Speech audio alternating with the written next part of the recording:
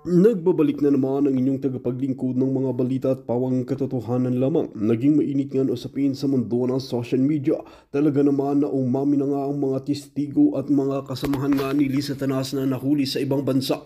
Dito nga natin makikita na talagang hindi nga sila kasi makakauwi hanggat hindi nga sila umaamin. Ngayon nga ay tumistigo na ang kasamahan nga ni Liz Satanas patungkol nga sa nawalan na na-overdose nga ito. Dito natin mapapansin na talagang ikinantanga lahat ng pakay at tunay na layunin ni Liz Satanas kung bakit nga ba nawalan ito ng buhay. Ngayon nga ay talagang pinaghahanap ng otoridad itong si Liz Satanas, ngunit hindi na nga ito makakawala at hindi nila hahayaan na makauwi nga sa bansa natin dahil paniguradong poprotektahan ni Kuting ng Norte at mawawala na naman ang kaso ni Liz Satanas. Dito nga natin makikita na talagang maigpit na pinagbabawal ang mga paliparan at mga shipment na talagang binabantayan nga itong si Liz Satanas na ito. Ngayon nga ay wala na siyang kawala dahil umami na ang isa sa kanyang mga kasamahan.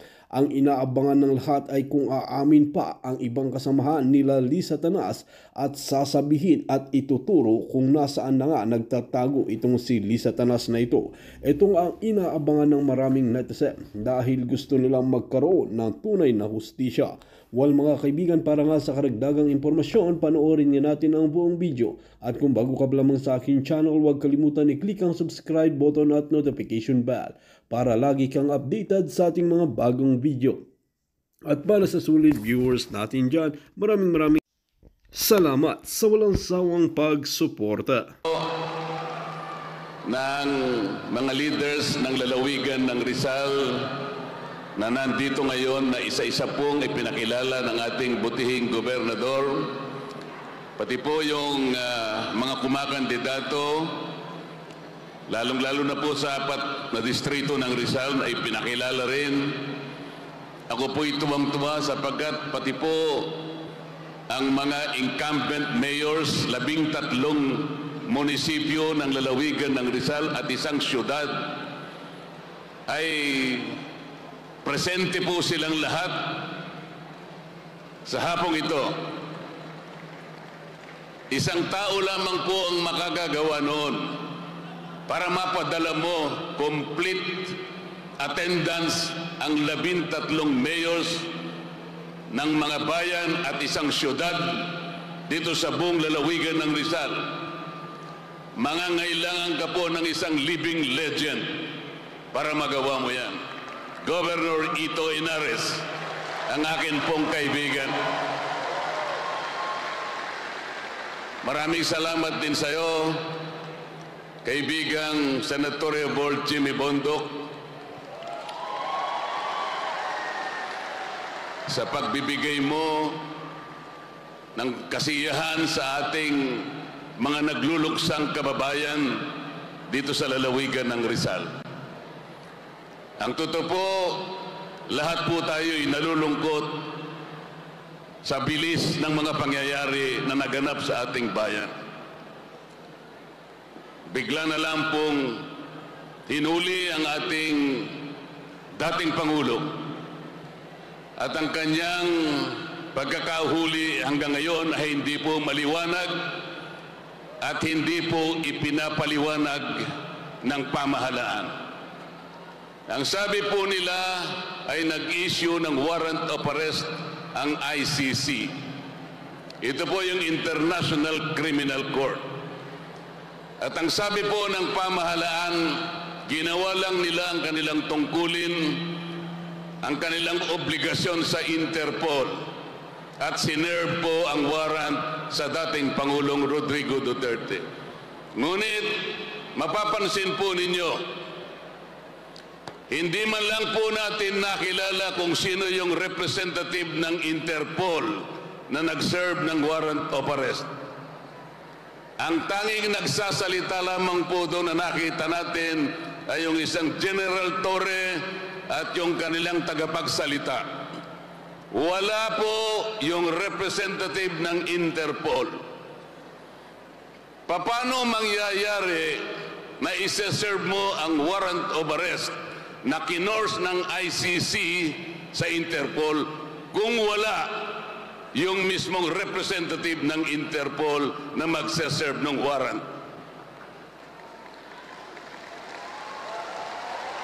Kailangan malaman po ninyo na ang local representative ng Interpol dito sa ating bansa ay yung tinatawag na PCTC. Ito po yung Philippine Center on Transnational Crimes. Bakit wala po yung executive director ng PCTC na siya dapat ang personal na nag-serve ng warrant of arrest? Ang nag-serve po ay yung General Torre na wala pong karapatang gumawa ng bagay na yon.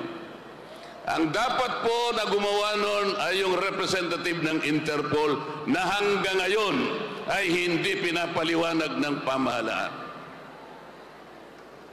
Ang bumasa ng Miranda Rights, yung Miranda Rights po ay pangkaraniwan yung naririnig pag nanonood kayo ng mga nobela sa TV. You have the right to remain silent, you have blah, blah, blah. Anything that you will say will be utilized against you in any courts of law. You have the right to engage your own counsel. Yun po yung Miranda Rights. Ang nagbasa noon ay si General Torre. Hindi siya ang representative ng Interpol sa ating bansa. Bakit po ganun ang proseso? Nakalagay po sa tuntunin ng ICC na kapag ka ang mamamayan ng isang estadong katulad natin ay hinuli ng Interpol, kaagad siyang ilalagay sa harap ng isang competent judicial authority dito sa bansa na kung saan siya naninirahan. Ang ibig sabihin nun, kung dinakip si Pangulong Duterte, dapat siya ay dinala sa harap ng hukuman sa Pasay City sapagkat doon naglanding ang kanyang eroplano. Saan dinala ang Pangulong Duterte? Dinala po sa Villamor Air Base. Ito po ang mga prosesong mali at hindi na po nasunod ang patakaran mismo ng ICC. Ang sabi po sa tuntunin ng ICC, kailangan dumaan sa proseso ng domestic state.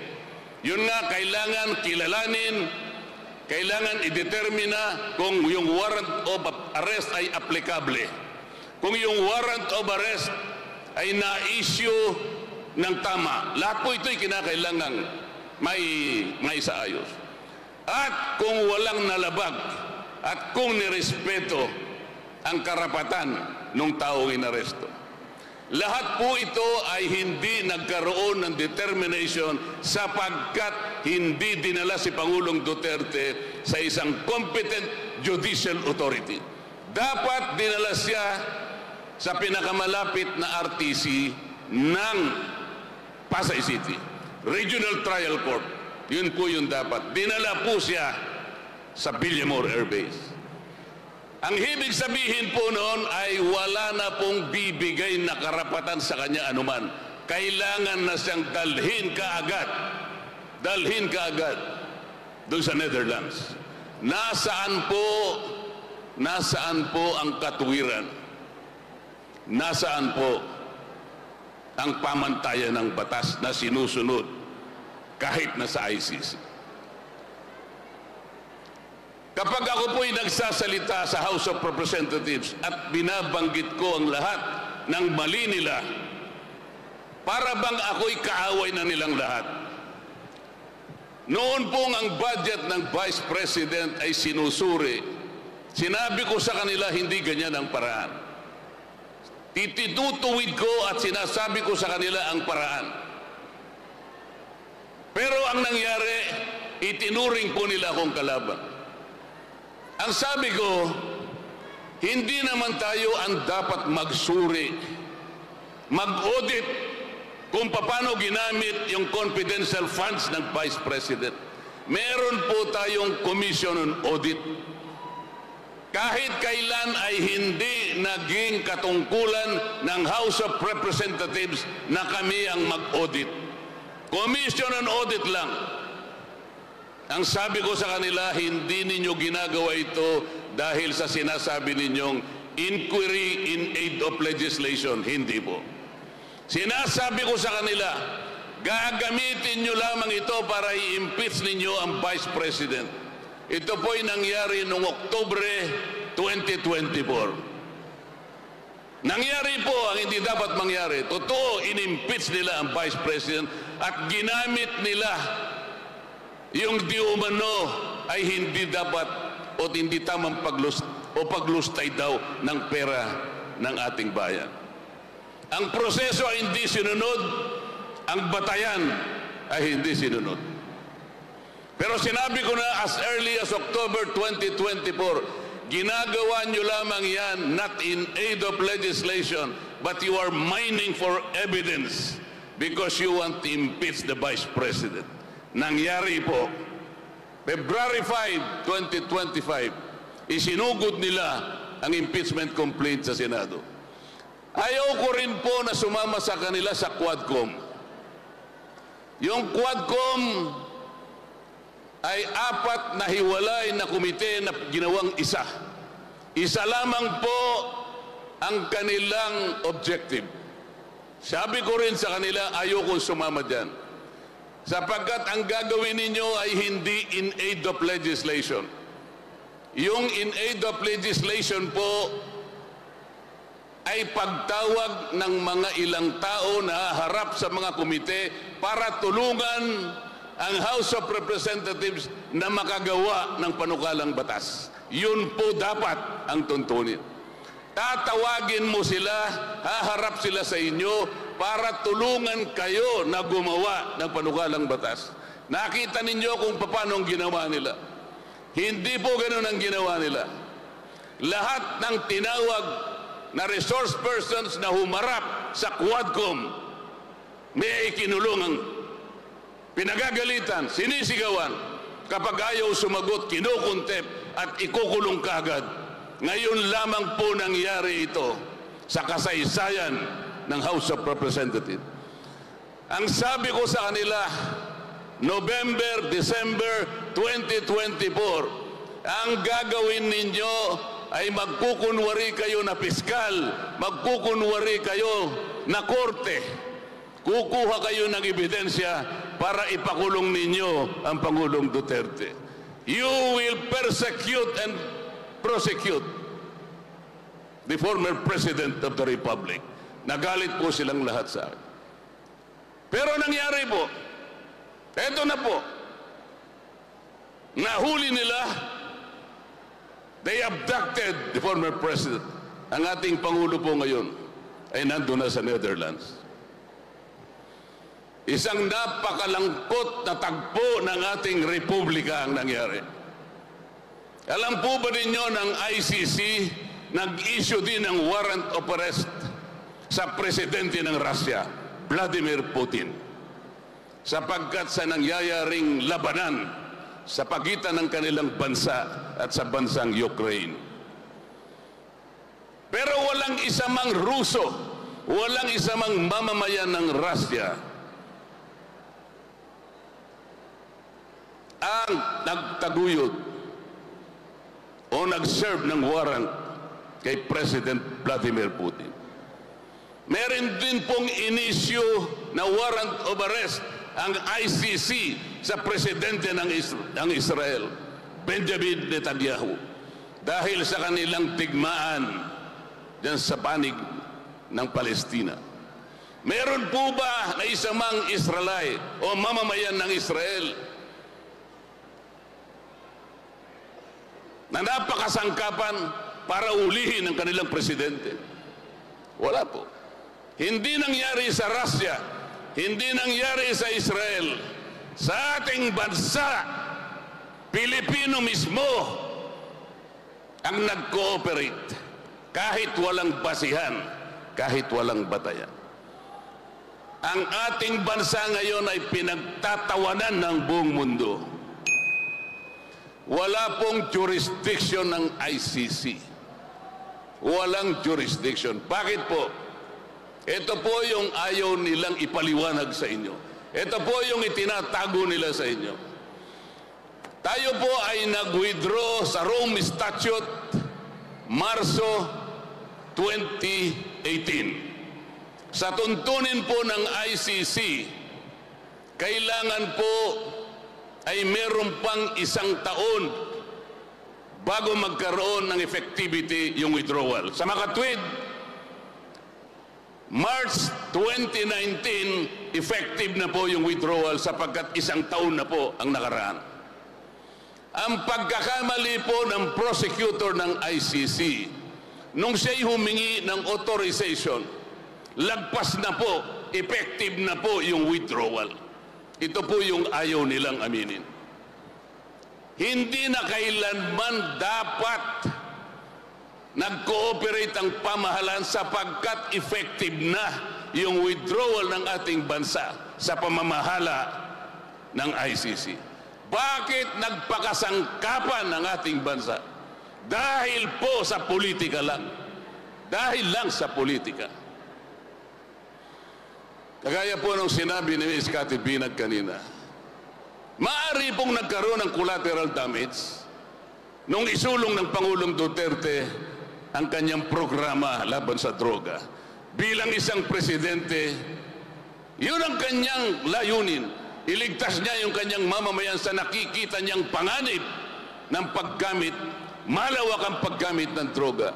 Iniisip niya ang kanyang mamamayan, ang mga pamilyang nasisira, ang krimen na lumalaganap, ang katahimikan ay nakokompromiso sapagkat gusto niyang bakahin ang problema at ang mga biktima na masasangkot dito sa paggamit ng droga. Yun ang kanyang layunin. It was a legitimate government program. It was never questioned by any agency of government during his term. Ang totoo po, wala ni isa man na nagdemanda sa kanya. Nung panahon na siya'y nakaupo, at lahat ng ahensya ng gobyerno binigyan ng budget yung kanyang programa kontra droga. Napansin po ba ninyo nung basahin nung korte sa Netherlands yung charge kay Pangulong Duterte? Kailangan malaman po ninyo ito. Arraignment, binasa po yung charge. Lumilitaw po ang mga napatay daw sa panahon nang siya'y mayor at nung siya'y maging pangulo ng ating republika magmula noong 2011 hanggang 2019, 43 katao lang. Yun po ang binasa. 43 individuals were killed between November 2011 and May 2019, or a span of 8 years. Sa makatwid, mga kababayan, sa loob ng 8 taon, 43 napatay pala. Alleged victims o pinatay daw ni Pangulong Duterte. Napansin po ba ninyo nung panahon na napatay yung SAP 44 in Mama Sapano? 44 na pulis ang napatay sa isang araw lang. Ngunit kahit kailan, wala man lang nagsuplong sa ICC. Isang araw, 44 ang namatay. Ito ang binasahan ng demanda ng Pangulong Duterte. 43 daw ang napatay sa loob ng 8 taon. At ang tawag doon sa krimen na kanyang nagawa raw, crime against humanity of murder. Nasaan po ang katuwiran? Nagluluksa ang karamihan, kung hindi man lahat ng Pilipino. Dito sa Rizal, tayong Rizalenyo, alam ko po, nagbabaga ang inyong kalooban. Marami pong umiiyak, maraming nagdaramdam. Umabot sa ganito ang kalagayan ng ating bansa. Nasaan yung pangako? Nasaan yung pangako nung nakarang eleksyon? Lahat ng tumakbo noong nakaraang eleksyon sa banner ng pagkakaisa.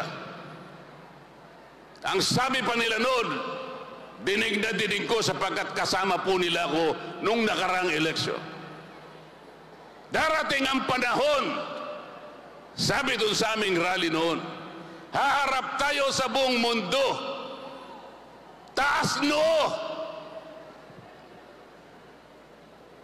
Governor Nina, tama lang yung sinabi mo kanina. Napakagandang slogan. Taas na o ang Rizal. Pero ngayon, malampong malungkot ang Rizal. Nakayuko ang Rizal sapagkat nahihiya tayo sa nangyari. Yung leader namin nung nakaraang eleksyon, sabi niya, haharap tayo sa mundo ng taas noo. Babangon tayo. Sama-sama tayong babangong muli.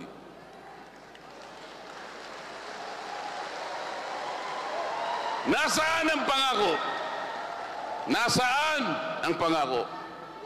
Dahil ba sa nangyari ngayon, dahil sa ginawa nila kay Pangulong Duterte, naging mura na ba ang pangunahing presyo ng bilihin? Mura na po ba ang presyo ng bigas? Mura na po ba ang pagkain? Mura po ba ang kuryente sa ating bansa? Payapa po ba ang ating bansa? Hindi na po ba kayo natatakot maglagat ngayong gabi? Sapagkat napakatahimik na ng paligid. Wala na po ba ang mga kriminal ngayon? Bibigyan ko po kayo ng isang mabuting halimbawa kung ano ang kabutihan na nagawa ng drug battle ni Pangulong Duterte. Yung kahabaan po ng Commonwealth Avenue, magsimula ka sa Pilcoa hanggang sa katapusan ng Fairview. Ilang barangay po ang dadaanan mo dyan. Kung di po ako nagkakamali, 7 hanggang 9 na barangay. Nung wala pa po yung kampanya kontra droga, between 35 to 40 incidents ng pagnanakaw ang nangyayari sa mga barangay. 35 to 40 every day ang nangyayari. Pagkatapos na itaguyod ni Pangulong Duterte ang laban kontra droga, doon lang po nagkaroon ng kapayapaan yung kahabaan ng Commonwealth.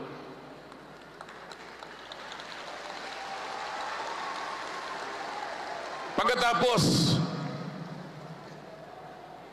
huhulihin mo yung tao na nagpasya ng gumawa, nagsakripisyo para gawin ito, sapagkat ang kanyang buong paniwala, ito lang ang paraan para ipagtanggol niya ang kanyang mamamayan, para proteksyonan niya ang kanyang mamamayan, para bumalik ang kumpiyansa, para bumalik ang pagtitiwala ng lahat ng Pilipino sa gobyerno at sa kanyang pamahalaan. Ito ngayon ang iginanti. Ito po ang ginanti sa kanya. Nandun siya ngayon, nag-iisa. Lilistisin ng banyagang hukuman, ipinagkanulo ng Pilipino ang sarili nilang Pangulo na walang inisip kundi ang kapakanan ng kanyang bansa. Baka dumating po ang pagkakataon. Baka dumating po ang pagkakataon, mapalitan si Dr. Jose Rizal. Baka ang maging national hero natin ay si Pangulong Duterte.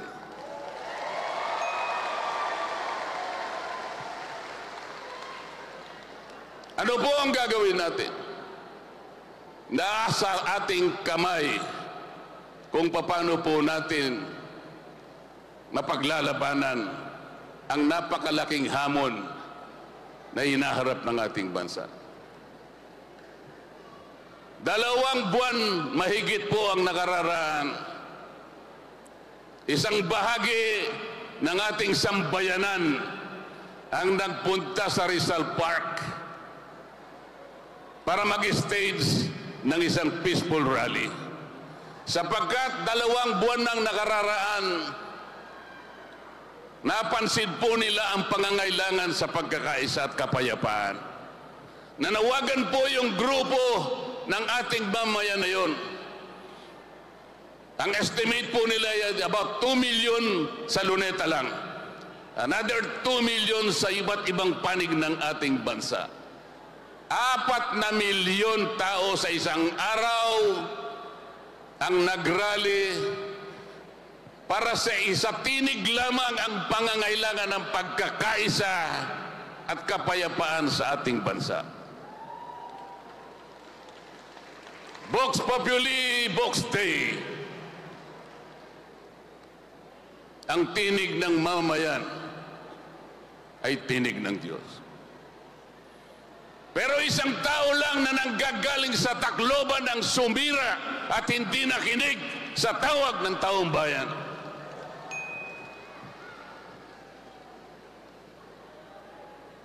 Salus Populi est Suprema Lex. Ang kapakanan, ang welfare ng bansa ay ang pangunahing batas. Nasaan ang pangako ng pagkakaisa? Nahaharap na naman tayo sa pagkakawatak-watak sa nangyari ito. Hindi ko po alam kung sino ang advisor ng pamahalaan. Hindi ko po alam kung sino ang nag-a-advise sa kanila. Kung bakit ginawa nila ang bagay na ito. Anong bansa ang uunlad sa harap ng ganitong pangyayari? Nasa inyo pong mga kamay, mga kababayan. Magkakaroon po ng eleksyon. Sandali na lamang po. Pupunta na naman po sa inyo ang mga kandidato. Lalong-lalo na po yung kumakandidatong senador. Saan panig sila? Saan panig sila? Ano ang ipapangako nila sa inyo? Yung isang team na yon, nagsalita ba isa man sa kanila sa nangyari sa Pangulong Duterte? May narinig ba kayo sa kanila kahit isang salita lang? Bakit? Wala ba silang pakialam sa ating bansa? May isa man ba sa kanila na nagsalita tungkol sa bagay nito? Wala po. Bakit tahimik silang lahat? May nagsalita ba kung bakit napakataas, ang kahirapan ng ating bansa ay halos igupo na lahat ang pag-asa ng mamamayan? Anong masasabi nila? Nagsalita ba sila? Yung taas ng kuryente na binabalikat ng bawat Pilipino, meron ba nagsasalita sa kanila? Pagkatapos pupunta sila sa inyo. Pupunta sila sa inyong lahat. May dala-dalang ayuda. Dito po, ako po'y natutuwa kahit wala pong ayuda. Napakarami po ng tao na dumalo. Sila po, hindi makakagawa ng ganito. Wala silang malilikom na ganito karaming mamamayan kapag hindi sila nagbigay ng ayuda. Ayuda lang kaya sila nakakakuha ng mga taong kunwari ay makikinig sa kanila.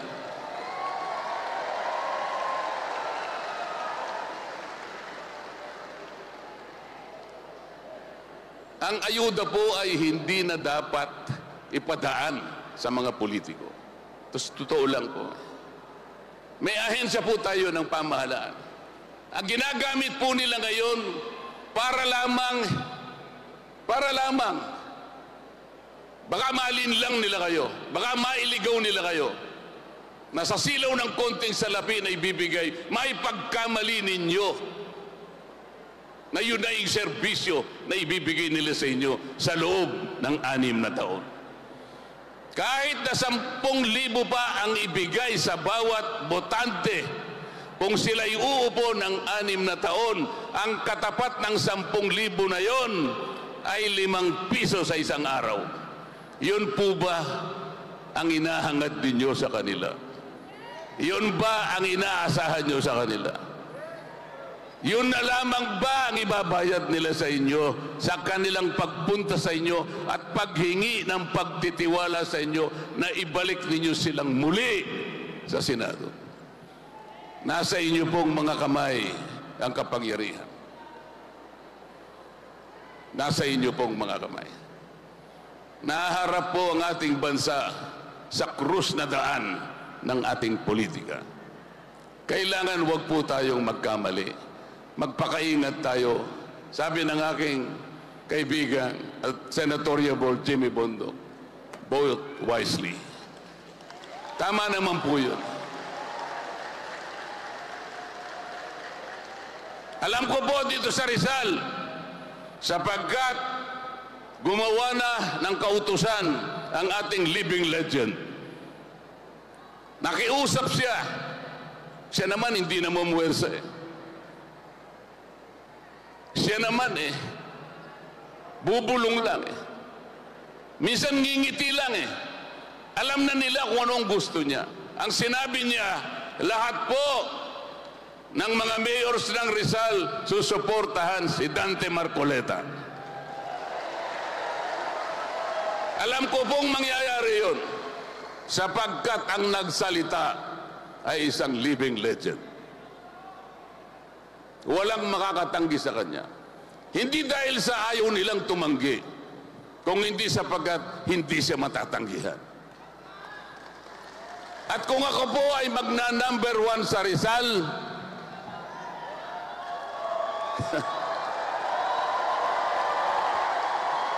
gawin niyo pong number 11 si Jimmy Bondoc. Mga kababayan, wala po kaming may babayan sa inyo sa pagdalo ninyo rito. Sapat na po yung nakita ko po, malinis po ang inyong kalooban na pagtutulungan po nating ayusin ang marami